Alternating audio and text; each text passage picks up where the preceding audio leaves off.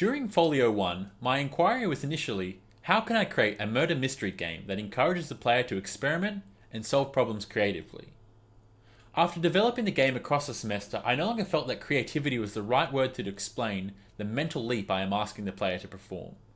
And instead, it's more accurate to say that they are speculating about the character's past. Therefore, I reorientated the inquiry to instead be, how can a murder mystery game encourage the player to infer the history and temperament of a character by observing and manipulating an interactive cadaver? Can the player be subtly drawn to recognizing when they've made a lapse in logic? And how can they be made to adjust to a slow-paced game that is driven by theorizing and interpretation?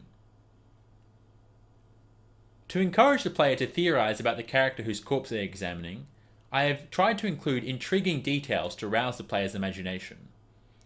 What would cause the killer to partially hack up the victim's body? And why does the victim only have half a beard? In order to subtly clue the player into details they may be missing, I've employed a slowly evolving soundscape that starts abstract, or even intentionally misleading, but then gradually fades in sounds that evoke the murder weapon and the cause of death. And by presenting a large amount of information to the player through a simplified medical textbook they can flip through at their own pace, I hope to encourage the player to let their mind wander and to not feel pressured to get the answer as fast as possible, knowing that there are more details to discover beyond just the immediate facts of the current case. As for related works, the one that has loomed large over the project from the very beginning is Lucas Pope's 2018 game Return of the Obra Dinn. From the period setting, to the way Obra Dinn obscures the correct answers to his various mysteries by presenting an immense number of possible options, to the use of a monochromatic black and white colour palette, a large number of aspects of my game are directly inspired by Obra Dinn.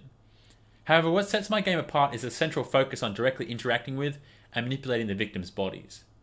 Whereas in Obra Dinn, the player is kept distant from the physical reality of the deceased. The dead seen largely through their memories or as abstracted forms.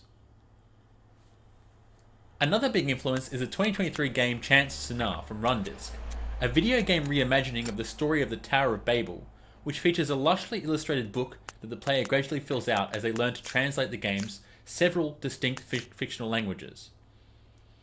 The idea of filling out a document inspired my game's interactive autopsy form, where the player enters their answer of how the victim died and can draw on it to select the wound that caused their death.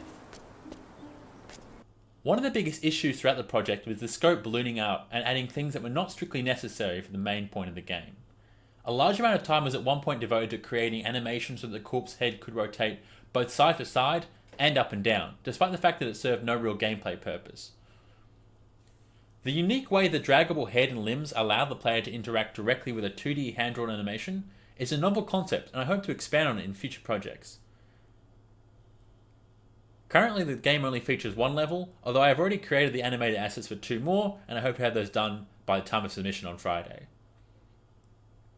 In future studios, the work I have created in Studio 1 will be combined with the concept I've created for professional pre-production, where the player links together pieces of evidence to prove who is the murderer, with the 2 separate gameplay modes of medical examination and deduction feeding directly into each other, as the autopsy report is the starting point that the player must link to their potential suspect.